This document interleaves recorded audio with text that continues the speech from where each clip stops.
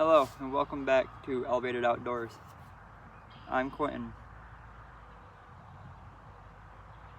I haven't been able to make it out to any trails the last few days. I really look forward to doing that over this upcoming Memorial Day weekend. I have been experiencing quite a bit of back pain the last few days. If you are one who prays, and I suggest that you all do, please add me to your prayer list. I'm not quite sure what's going on with my back, but it definitely a lot of discomfort. Also, if you guys have anything that you'd like us to pray for, feel free to drop it in the comments. Today we're not going to read near as much because, again, with the pain I'm experiencing and whatnot, it kind of trying to nurse that back to health. We left off on chapter 27, which is Jacob gets Isaac's blessing. Remember that Isaac is a son of Abraham, and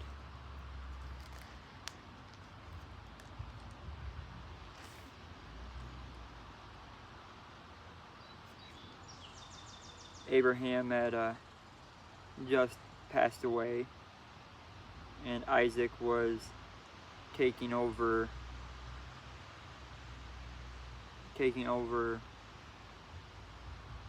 as a new generation, so to speak.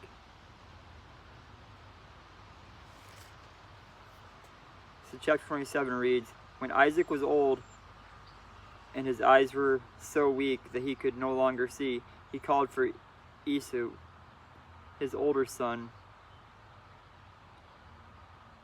and said to him, 'My son.' 'Here I am,' he answered.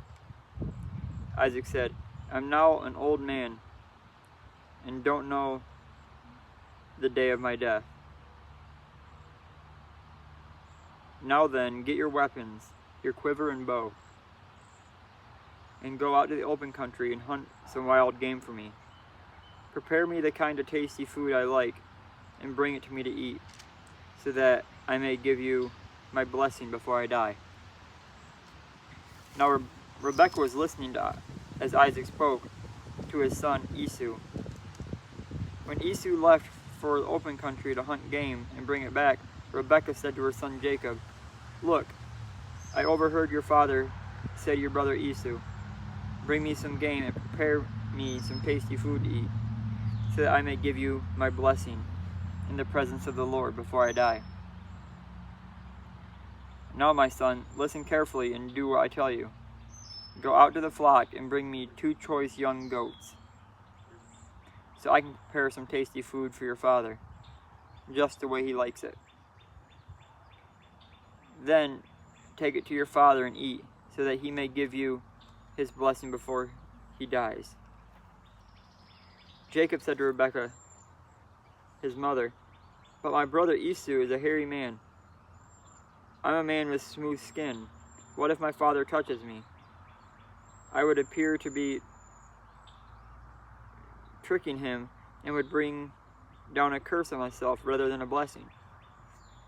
His mom said to him, 'My son, let the curse fall on me. Just do as I say. Go and get them for me.' So he went and got them and brought them to his mother, and she prepared some tasty food, just the way his father liked it. Then Rebekah took the best clothes of Issac, her older son, which she had in the house, and put them on her younger son Jacob. She also covered his hands and the smoother part of his neck with goat skins. Then she handed to her son Jacob the tasty food and bread she had made. He went to his father and said, "My father?" Yes, my son, he answered. Who is it? Jacob said to his father, I am Esau, your firstborn. So what we see happening here is Rebekah and Jacob are kind of taking advantage of the fact that Isaac is older and blind now and can't see. And remember, Rebekah was always more favorable to Jacob, whereas Esau was more Isaac was more favorable to Esau, being the hunter and whatnot. So he went to his father and said, My father. Yes, my son, he answered. Who is it? Jacob said to his father, I am Esau, your firstborn.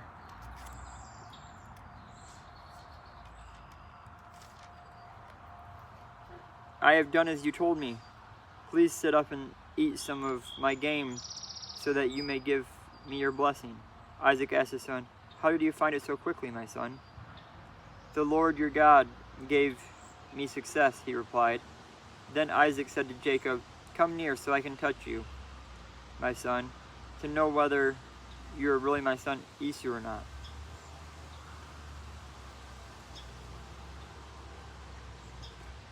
Jacob went close to his father Isaac, who touched him and said, The voice is the voice of Jacob, but the hands are the hands of Esau. He did not recognize him, for his hands were hairy like those of his brother Esau. So he blessed him. Are you really my son Esau? He asked. I am, he replied. Then he said, My son, bring me some of your game to eat, so that I may give you my blessing. Jacob brought it to him, and he ate. And he brought some wine, and he drank. Then his father Isaac said to him, Come here, my son, and kiss me.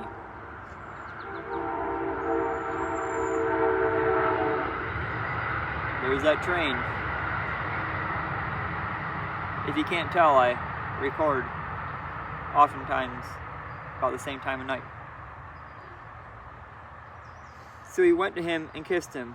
When Isaac caught the smell of his clothes, he blessed him and said, Ah, the smell of my son is like the smell of a field that the Lord has blessed. May God give you of heaven's dew, and of earth's richness, an abundance of grain and a new wine. My nations serve you, and my people bow down to you. Be Lord over your brothers, and may the sons of your mother bow down to you. May those who curse you be cursed, and those who bless you be blessed. After Isaac finished blessing him, and Jacob had scarcely left his father's presence, his brother Esau came in from hunting. He too prepared some tasty food and brought it to his father, and then he said to him, My father, sit up and eat some of my game so that you may give me your blessing. His father asked him, Who are you? I'm your son, he answered, your firstborn, Esau. Isaac trembled violently and said, Who was it then that hunted game and brought it to me? I ate it just before you came, and I blessed him. I will, and indeed he will be blessed. When Esau heard his father's word, he burst out with a loud and bitter cry. He said to his father, Bless me too, my father. But he said, Your brother came and deceitfully took your blessing. Esau said, Isn't he rightly named Jacob? He has deceived me these 2 times. He took my birthright, and now he's taken my blessing. Then he asked, Haven't you reserved any blessing for me? Isaac answered Esau, I have made him lord over you, and I have made all of his relatives his servants, and I have sustained him with grain and new wine.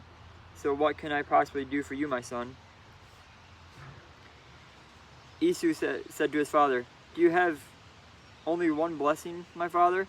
Bless me too, my father. Then Esau wept aloud. His father Isaac answered him, Your dwelling will be away from the earth's richness, away from the dew of heaven above. You will live by the sword, and you will serve your brother. But when you grow restless, you will throw his yoke from your neck. So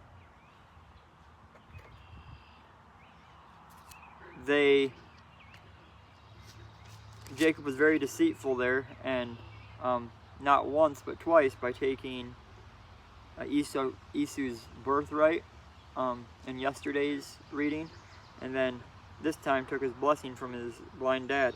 And you may ask what the difference in a birthright and a blessing is.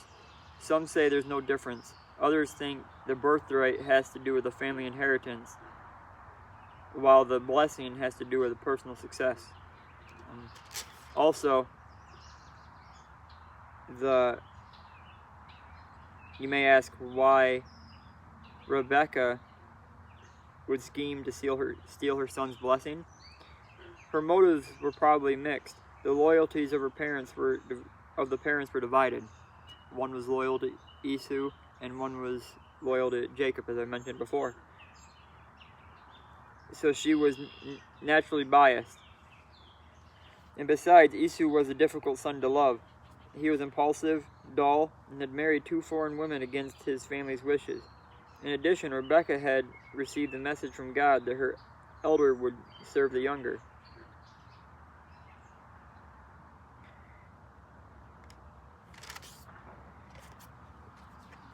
Now we read on to Jacob flees to Laban. Esau held a grudge against Jacob because of the blessing his father had given him. He said to himself, "The days of mourning for my father are near, and I will kill my brother Jacob." When Rebekah was told what her older son Esau had said, she sent her younger son Jacob and said to him, "Your brother Esau is consoling himself with the thought of killing you. Now then, my son, do what I say. Flee at once to my brother Laban in Haran. Stay with him for a while your brother's fury subsides. When your brother is no longer angry with you and forgets what you have did to him, I'll send word for you to come back from there. Why should I lose both of you in one day?" Then Rebekah said to Isaac, "I'm disgusted with living because of these Hittite women. If Jacob takes a wife from among the women of this land, from Hittite women like these, my life will not be worth living." Chapter 28. So Isaac called for Jacob and blessed him and commanded him, "Do not marry a Canaanite woman.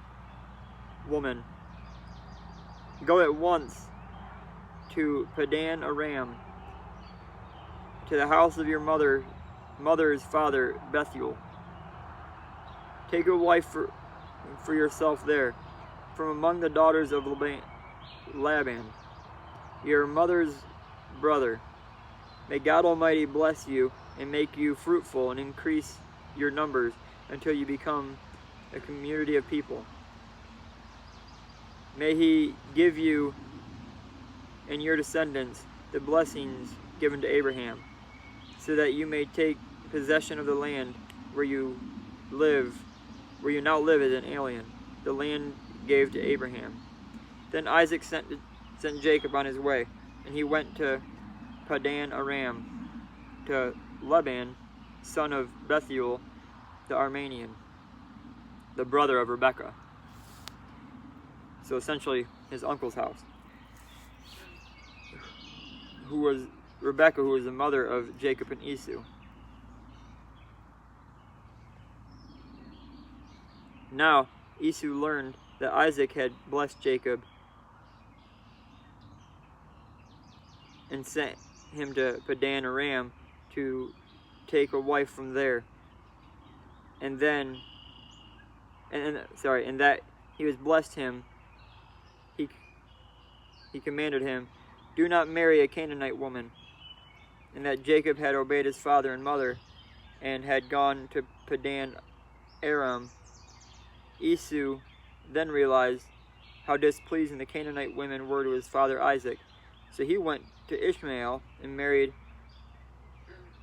Malhath, the sister of Nebaioth and daughter of Ishmael, son of Abraham, in addition to the wives he already had.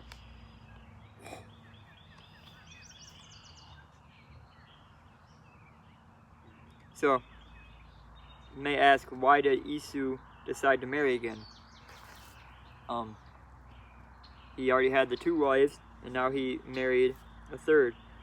Esau was trying to better his own lot by imitating his brother's journey to find a wife among his relatives. As Ishmaelites, these women were grandchildren of Abraham, but they were also excluded from the line of the promise. So Esau was really doing himself no good.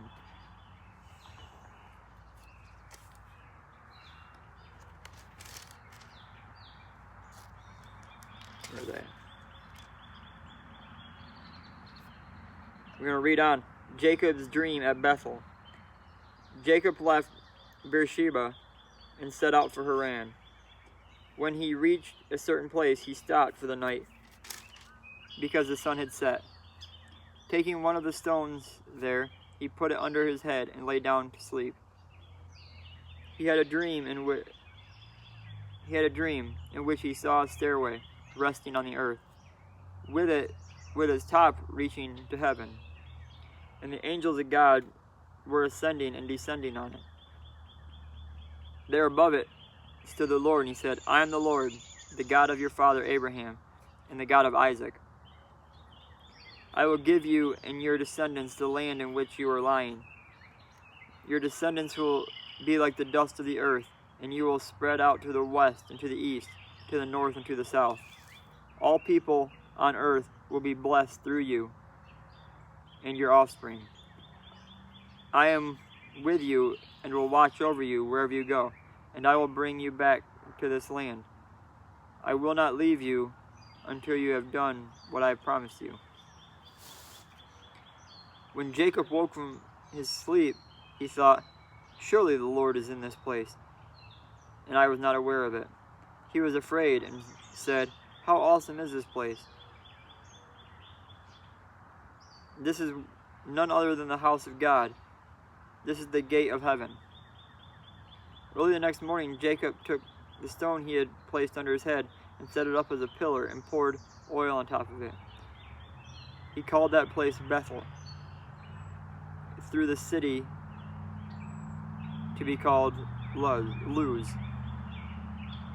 When Jacob made a vow, saying, if God will be with me and will watch over me on this journey I am taking, and will give me food to eat and clothes to wear, so that I return safely to my father's house, then the Lord will be my God, and the stone that I have set up as a pillar will be God's house. And all that you give me, I will give you tenth.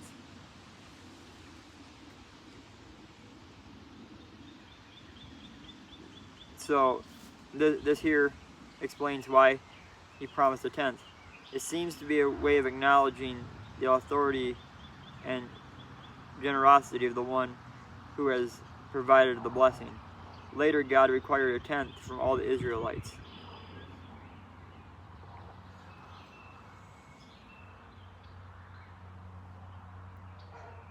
Chapter 29, Jacob arrives in Padan Aram.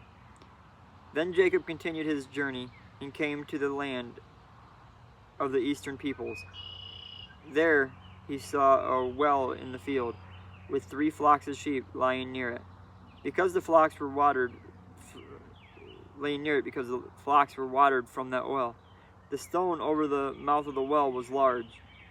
When all the flocks were gathered there, the shepherds would roll the stone away from the well's mouth and water the sheep. Then they returned the stone to its place over the mouth of the well. Jacob asked the shepherds, my brothers, where are you from? We're from Haran, they replied. He said to them, do you know Laban, Nahor's grandson? Yes, we know him, they answered. Then Jacob asked them, "Is he well?" "Yes, he is," they said. "And here comes his daughter, Rachel, with the sheep." "Look," he said, "the sun is still high. It is not time for the flocks to be gathered. Water the sheep and take them back to pasture." "We can't," they replied, "until the flocks are all gathered and the stone has been rolled away from the mouth of the well. Then we will water the sheep." While he was still talking with them, Rachel came with her father's sheep, for she was a shepherdess. When Jacob saw Rachel's daughter Laban, his mother's brother, and Laban's sheep, he went over and rolled the stone away from the mouth of the well and watered his uncle's sheep. Then Jacob kissed Rachel and began to weep aloud. He had told Rachel that he was a relative of her father and the son of Rebekah, so she ran and told her father. As soon as Laban heard the news about Jacob, his sister's son, he hurried to meet him. He embraced him and kissed him and brought him to his home. And there Jacob told them all these things. Then Laban said to him, "You are my own flesh and blood."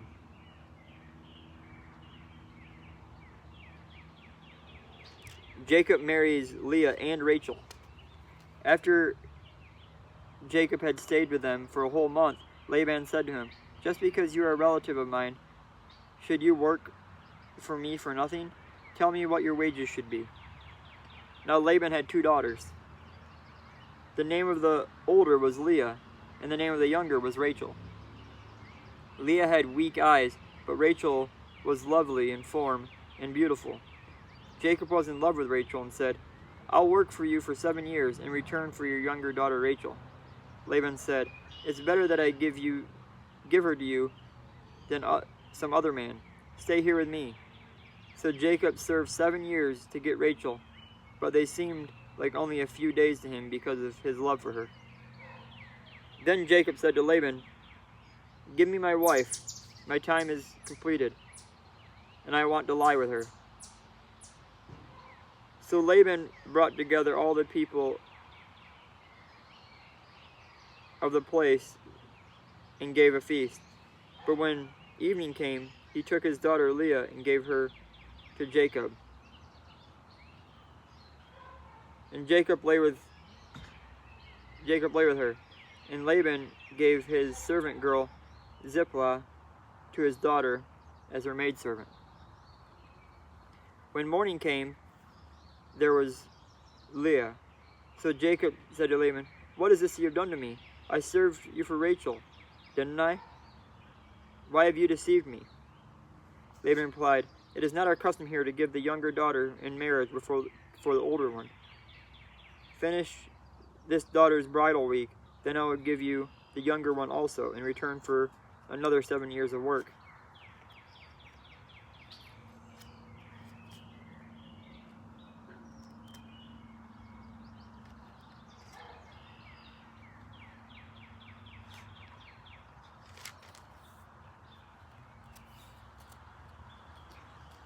I flipped too far.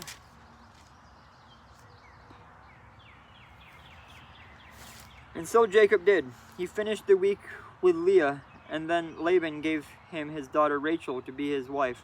Laban gave his servant girl Bilhah to his daughter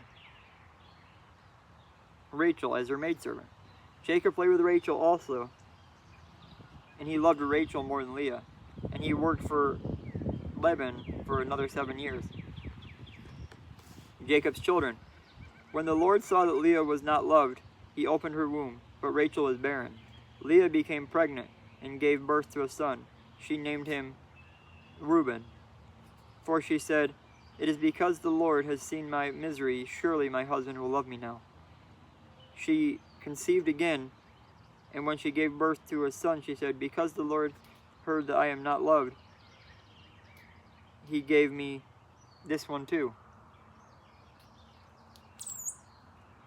So she named him Simon.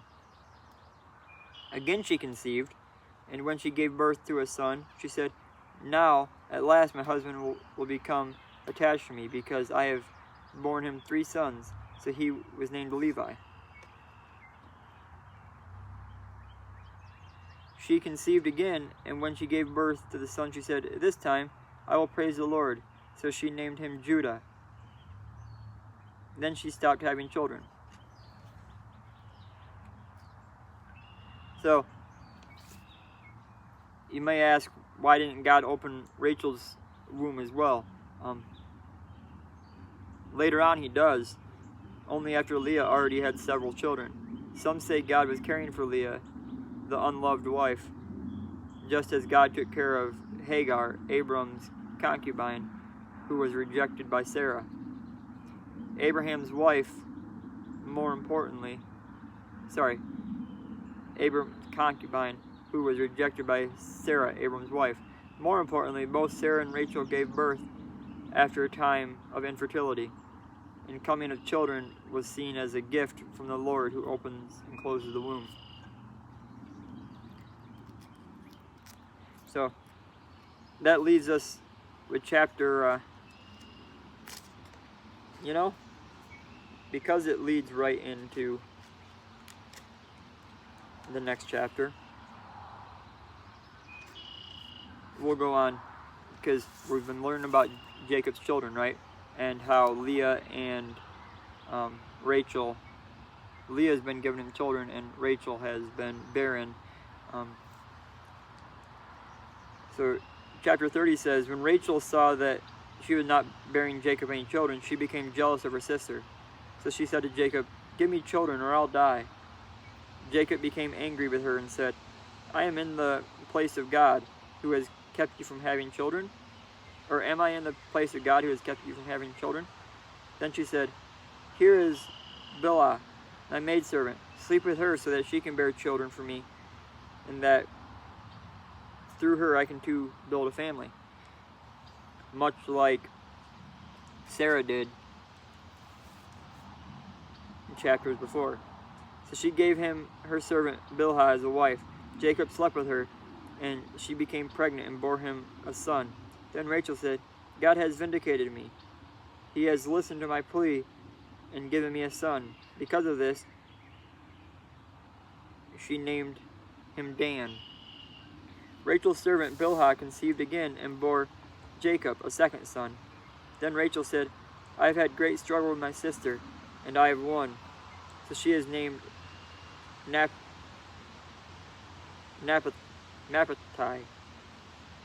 When Leah saw that she had stopped having children, she took her maidservant Zilpah and gave her to Jacob as a wife. Leah's servant Zilpah bore Jacob's son. Then Leah said, "What a good fortune." So she named him Gad. Leah's servant Zilpah bore Jacob a second wife. Then Leah said, "How happy am I? The woman will call me happy." So she called him Asher. During wheat harvest, Reuben went out into the field and found some mandrake plants, which he brought to his mother Leah. Rachel said to Leah, "Please give me some of your son's mandrakes." But she said to her, "Wasn't it enough that you took away my husband? Will you take away my son's mandrakes too?" "Very well," Rachel said. "He can sleep with you tonight in return for your son's mandrakes." So when Jacob came in from the fields that evening, Leah went out to meet him. "You must sleep with me," she said. "I have hired you with my son's mandrakes." So she slept with him that night. God listened to Leah, and she became pregnant and bore Jacob a fifth son. Then Leah said, "God has rewarded me for giving my maidservant to my husband." So she named him Issac. Leah conceived again and then bore Jacob a sixth son. Then Leah said, "God has presented me with a precious gift. This time my husband will treat me with honor, because I have borne him 6 sons." So she named him Zebulun. Sometime later she gave birth to a daughter, and she named her Dinah. Then God remembered Rachel. he listened to her and opened her womb. She became pregnant and gave birth to a son and said, God has taken away my disgrace. She named him Joseph and said, May the Lord add to me another son.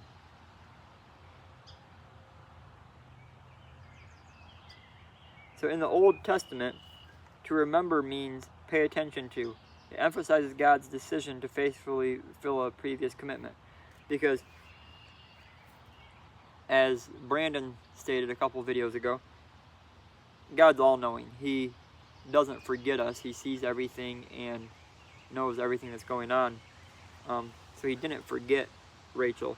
But that term, remembered, means to pay attention to and emphasize God's decision to faithfully fulfill and promise a previous commitment. Jacob's flocks increased. After Rachel gave birth to Joseph, Jacob said to Laban, Send me on my way so I can go back to my own homeland. Give me my wives and children, for whom I have served you, and I will be on my way. You know how much work I've done for you. But Laban said to him, If I have found favor in your eyes, please stay. I have learned by deviation that the Lord has blessed me because of you. He added, Name your wages and I will pay them. Jacob said to him, You know how I have worked for you, and you know how your livestock has fared under my care. The little you had before I came was increased greatly, and the Lord has blessed you wherever I have been. But now, when may I do something for my own household? What shall I give you? He asked. Don't give me anything, Jacob replied. But if you will do this one thing for me, I will go on tending your flocks and watching over them. Let me go through all of your flocks today and remove them from every speckled or spotted sheep, every dark-colored lamb, and every spotted and speckled goat. They will be my wages.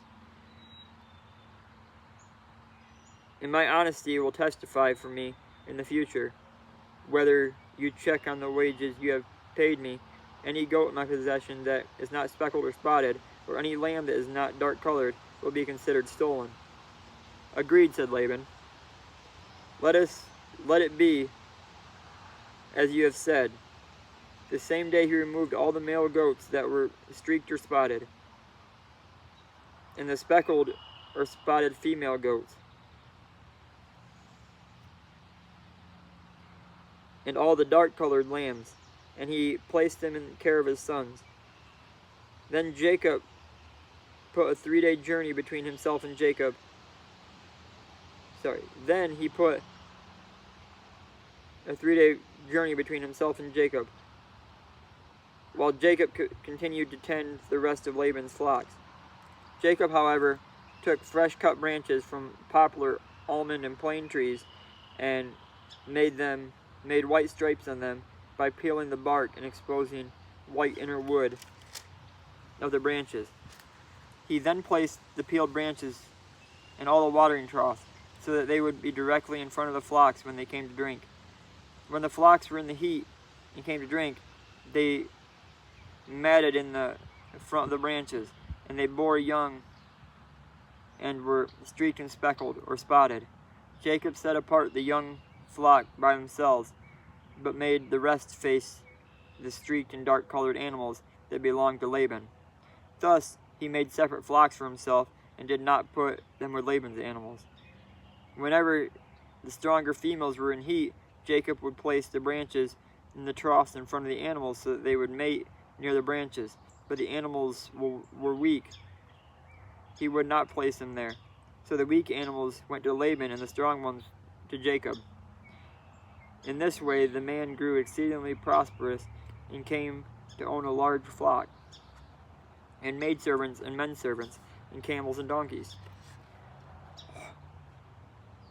So we see a lot of deceit and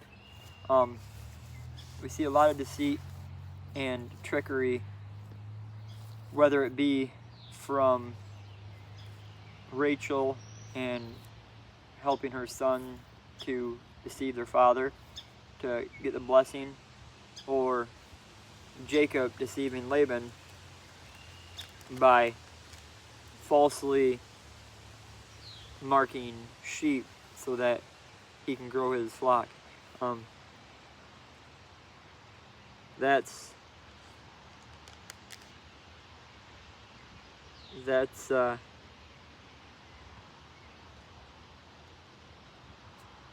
obviously wrong, right? So as we as we read forward tomorrow and moving on, we will see what happens to Jacob for doing so.